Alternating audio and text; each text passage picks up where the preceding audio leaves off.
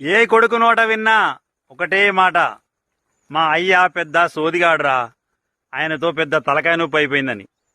ఎందుకో తెలుసా? తండ్రికి బద్ధ శత్రువు ఎవరాయంటే కొడుకు. ఎందుకంటే ఏ పని చేద్దామన్నా అవసరమారా ఇప్పుడొద్దులే అంటాడు కాబట్టి కొడుకుకి తండ్రి నచ్చడు.